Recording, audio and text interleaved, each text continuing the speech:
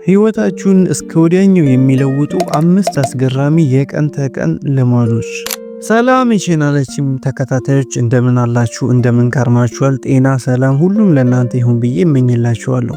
ዛሬም እንደተለመደው እንግዲህ በጣም በሚገርምና አስተማሪና ለእናንተ ጠቃሚ በሆነ ቪዲዮ ተመልሰን ተገናኝተናል። ከመጨረሻው ድረስ በመከታተል ትልቁም ነገርን እንድትጨብጡ በጣም ከልቤ እጋብዛችኋለሁ።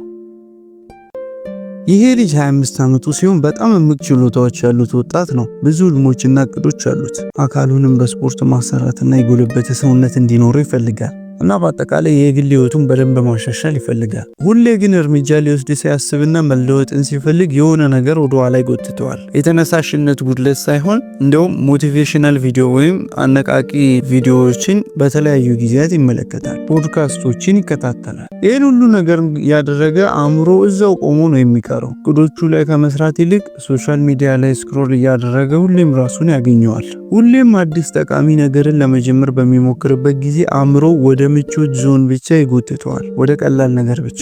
በዚህ ድግግሞሽ ውስጥ በመኖር ነገሮች ሁሉ ሰልችተውታል።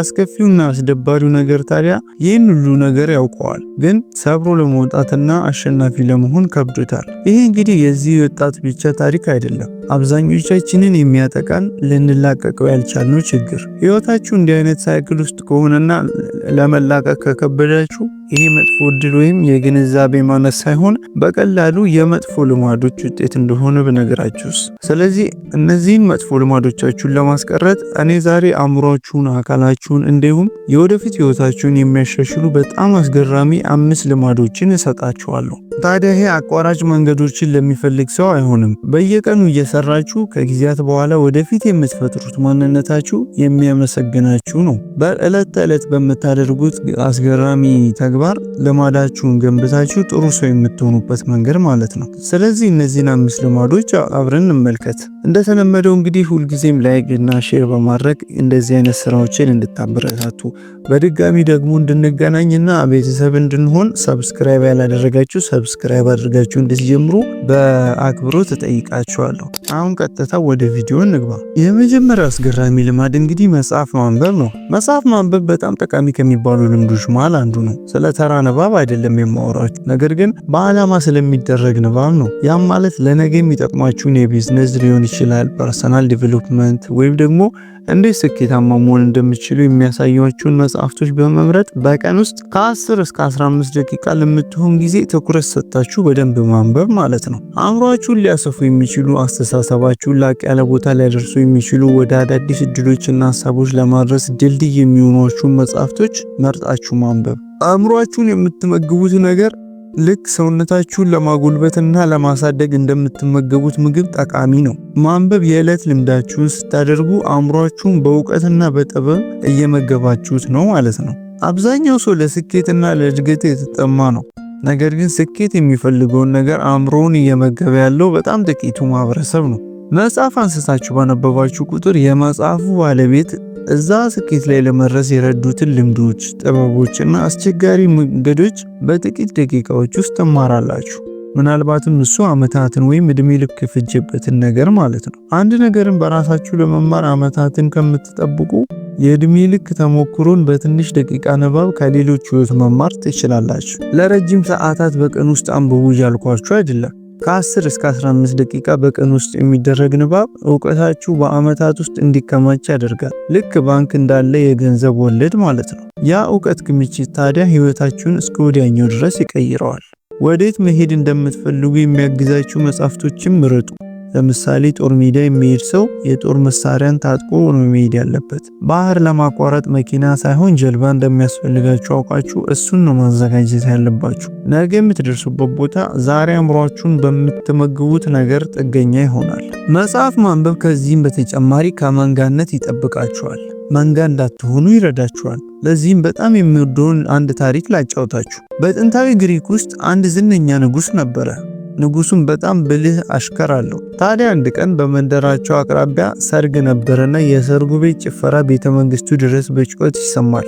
ንጉሱም ብልሁን አሽከር ጠራውና እዛ ጫጫታ የሚሰማበት ሰርግ ቤት ውስጥ ስንት ሰዎች እንዳሉ ቆጥረህ ና ብሎ ይልከዋል። ብልሁ አሽከርም ወደ ሰርግ ቤቱ ይሄድና ሰዎቹን ከመቁጠር ይልቅ የሰርግ ቤቱ መውጫ በር ላይ ትልቅ እንጨት አጋድሞ ያስቀምጣል። ከዛም በርቀት ተቀምጦ ሰዎቹ ሲወጡ ይከታተላል። አብዛኞቹ ሰዎች ከሰርግ ቤቱ ሲወጡ ከእንጨቱ ጋር እየተጋጩ እየወደቁ፣ አንዳንዶቹ እየተሳደቡ እየተራገሙ ሄዱ። መጨረሻ ላይ አንድ መጽሐፍ አንባቢ አስተዋይ ሰው ሲወጣ የተጋደመውን እንጨት ተሸክሞ አንስቶ መውጫ መንገዱን ገለል ያደርገዋል። ይህንን ከሩቅ ሆኖ የሚከታተለው የንጉሱ አሽከርም ወደ ንጉሱ በመሄድ ጌታ ሆይ ሰርግ ቤት ውስጥ አንድ ሰው ብቻ ነው ያለው ብሎ መለሰለት ይባላል። ስለዚህ ማንበብ አእምሯችሁን ችግርን ለመፍታት መንገዶችን እንዲከፍትላችሁም ምክንያት ይሆናል ማለት ነው።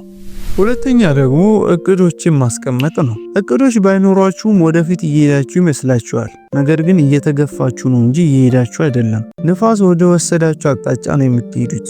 እቅዶች አቅጣጫን ይጠቁሟችኋል። አእምሯችሁ ውስጥ ኢላማ ያደረጋችሁት ነገር ካለ ወደ ሁሉም አቅጣጫ መጎተታችሁን ታቆማላችሁ። ለምሳሌ ዳርት የሚጫወት ሰው የዳርቱን መምቻ ቦታ ካላየ እንዴት አነጣጥሮ ሊወረውር ይችላል? ስለዚህ ፊት ለፊቱ የሚያየው ነገር ያስፈልገዋል። ያችን ቦታ አነጣጥሮ ለመምታት ማለት ነው። አብዛኛው ሰው እቅዶቹን ማውጣት በአመት አንድ ጊዜ ብቻ የሚደረግ ነገር አድርጎ ነው የሚወስደው። ለምሳሌ በአዲስ ዓመት ዋዜማ ምናምን። እቅዶችን ማውጣት ግን በየቀኑ ልታደርጉት የሚገባ ተግባር ነው። ከእንቅልፋችሁ እንደነቃችሁ ራሳችሁን ጠይቁ፣ ዛሬ ምን ማሳካት አለብኝ የሚለውን አንድ ነገር ምንድነው ዛሬ ብሰራው ህይወቴ ለገ ልዩ ሊያደርግልኝ የሚችል ብላችሁ ራሳችሁን ጠይቁ። ያለ እቅድ ስትኖሩ ከእንቅልፍ የምትነሱበት ምክንያት እንኳን አይኖራችሁም። ከእቅድ ጋር ግን እያንዳንዱ ቀን አቅጣጫ አለው። በአስቸጋሪ ቀናት እንኳን እቅዶቻችሁ ዋና ነገሮች ይሆናሉ። እቅዶች ለምን አይነት ነገሮች ቅድሚያ መስጠት እንዳለባችሁ ይነግሯችኋል። ወዴት እንደምትሄዱ ስታውቁ ለምን አይነት ነገሮች እሺ ማለት እንዳለባችሁ፣ ለምን አይነት ነገሮች ደግሞ እምቢ ማለት እንዳለባችሁ ታውቃላችሁ። በዛ ነው ትኩረት የሚነሱ ነገሮችን ማስወገድና ጠቃሚ ህይወትን ደግሞ መገንባት የምትችሉት። በእያንዳንዱ ቀናችሁ እቅዶችን አስቀምጡ። ለወደፊታችሁ ትልልቅ እቅዶችን፣ ለዛሬያችሁ ደግሞ ትንንሽ እቅዶችን ማለት ነው። ምክንያቱም እቅዶችን ማቀድ ልማዳችሁ ስታደርጉ ሐሳብ ማሰብን ብቻ ታቆሙና ህይወትን መምራት ትጀምራላችሁ። ስለዚህ እቅድ ማቀድ ከምንም በላይ በየቀኑ ልማዳችሁን ልታደርጉት የሚገባው ተግባር ነውና በጣም በህይወታችሁ ላይ ትልቅ አሻራ መጣልና መስመር ያለው ህይወትን ለመኖር ከፈለጋችሁ በእቅድ ተመሩ። ሶስተኛው ደግሞ አመስጋኝነት ነው። ሁሌም ችላ ከሚባሉ ልምዶች መካከል አንዱ አመስጋኝነት ነው። ትኩረት የምታደርጉባቸው ነገሮች ሁሌም እየሰፉ ይሄዳሉ። በሌላችሁ ነገር ላይ፣ በጎደላችሁ ነገር ላይ እና ባጣችሁት ነገር ላይ ሁሌም በምታተኩሩበት ሰዓት እነዛ ነገሮች ይበልጥ ተደጋግሞ ይከሰታሉ።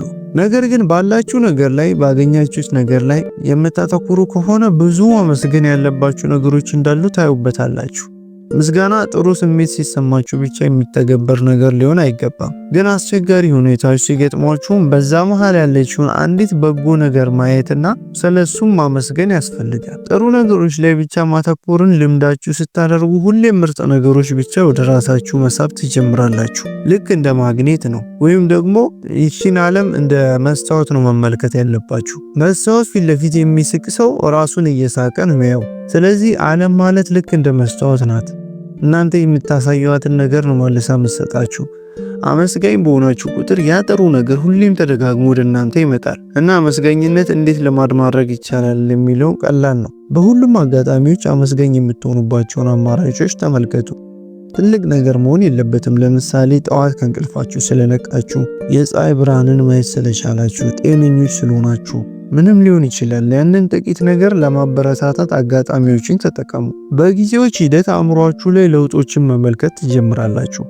የምታመሰግኗቸው በጣም ብዙ ነገሮች እንዳሉ በጊዜ ሂደት ማስተዋል ትጀምራላችሁ። አራተኛው ደግሞ እረፍት ነው። በቂ እንቅልፍና እረፍት ማድረግ እንግዲህ ጊዜ ከማባከን ጋር አድርጎ ይመለከተዋል አብዛኛው ሰው። ነገር ግን አካላችን ሪፍሬሽ ሆኖና በአዲስ ኃይል ሁሌም አእምሯችን እንዲሆን በቂ እንቅልፍና እረፍት ያስፈልገዋል። እረፍት ታዲያ እንቅልፍ ብቻ አይደለም። ምንም እንኳን እንቅልፍ በጣም ጠቃሚው ነገር ቢሆንም ማለት ነው። እረፍት ግን በተጨማሪ ለራሳችሁ ጊዜ መስጠት ሊሆን ይችላል። ከጫጫታዎች ራሳችሁን ማራቅ፣ በዝምታ ቁጭ ብላችሁ ለጥቂት ደቂቃዎች ራሳችሁን ማዳመጥ፣ ቀዝቃዛ ሻወር መውሰድ ወይም ቀላል የእግር መንገድ ሊሆን ይችላል። ምክንያቱም አእምሯችሁ ችግሮችን ለመፍታት፣ ፈጠራ ላይ ጎበዝ ለመሆን፣ ጤናማ አስተሳሰብን ለማሰብ በቂ እንቅልፍ ያስፈልገዋል። አእምሯችሁ ፓወርፉል የሆነ መሳሪያ ነው። ታዲያ በደንብ እንዲሰራ የእረፍት ጊዜው የግድ ነው። በስራዎቻችሁ መሃል የተወሰነ እረፍት ማድረግ ሊሆን ይችላል፣ ወይም ማታ በቂ እንቅልፍም ማግኘት። ስለዚህ አእምሯችሁ ልክ ዘይት እንደጠገበ ሞተር በምቾት እና ያለ እንከን እንዲሰራ ከፈለጋችሁ ተስማሚ የሆነ የእረፍት ጊዜ ማዳበር ያስፈልጋችኋል። አምስተኛውና የመጨረሻው ደግሞ መስጠት ነው። ይሄ ልምድ ከሌሎቹ ለየት ያለና ከባድ የሚባል ልምድ ነው። እናንተም ብቻ ሳይሆን በጎናችሁ ያሉ ሰዎችንም የሚጠቅም ተግባር። ቆየት ያለ አንድ አባባል አለ፣ ብዙ በሰጣችሁ ቁጥር ብዙ ትቀበላላችሁ። መስጠት ታዲያ የሆነ ማቴሪያል ወይም ቁሳቁሶች ወይም ደግሞ ገንዘብ ብቻ አይደለም። ጊዜንም መስጠት ይጨምራል። ትኩረቶቻችሁን፣ ደግነትን እና ጉልበታችሁን መስጠት ልማዳችሁን ስታደርጉ ብዙ ጸጋዎች ወደ እናንተ ህይወት እንዲፈሱ ትጋብዛላችሁ። ጊዜያችሁን፣ ዕውቀታችሁን፣ ድጋፋችሁን፣ ዋጋዎቻችሁን ለሌሎች በምትሰጡበት ጊዜ እምነትና ጓደኝነትን ትገነባላችሁ። እና በማንኛውም ዘርፍ ደግሞ በቢዝነስ ሊሆን ይችላል፣ በጥበብ ወይም በአመራርነት ቦታ ላይ ብትሆኑ ጓደኝነት ወይም ከሰዎች ጋር የምትፈጥሩት ግንኙነት በጣም ትልቅ ዋጋ አለው። ሰጪዎች እድሎችን ወደ ራሳቸው መሳብ ይጀምራሉ። ታማኝ አጋሮችን መገንባት ይችላሉ። የማይረሱም ይሆናሉ። በምትሰጡ ሰዓት በሮች ይከፈቱላችኋል። በፍጥነት ባይሆንም የምትሰጡት ነገር ግን ተባዝቶ በብዙ እጥፍ ይመለስላችኋል። አንዳንዴ ባልጠበቃችሁትም ሰዓት ማለት ነው። ስለዚህ እውነተኛ እና ቀጣይነት ያለው ስኬትን ከፈለጋችሁ በምትኩ ምንም ነገር ሳትጠብቁ ለሰዎች መስጠትን ልመዱ። ነገር ግን ለራሳችሁ መጀመሪያ ማሟላት ያለባችሁ ነገር እንዳሟላችሁ እርግጠኛ መሆን አለባችሁ። ምክንያቱም ለራሱ ምንም ሳያሟላ ለሰዎች በመስጠት ብቻ የሚኖር ሰው ራሱን በመጉዳት ነው የሚጨርሰው እና ስኬትም በምትሰሩት ነገር ብቻ አይገነባም፣ ለሌሎች በምትሰጡት ዋጋ ጭምር እንጂ። እነዚህ 5 ልማዶች መሃል አብዛኞቹ እንዳሏችሁ በጣም እርግጠኛ ነኝ። ከሌላችሁ ደግሞ በጣም የሚጠቅማችሁ ተግባር ነውና ለወደፊት እንድታዳብሩት እመክራችኋለሁ። እስከ መጨረሻው ስለተከታተላችሁኝ ከልቤ አመሰግናለሁ። ደህና ሁኑልኝ።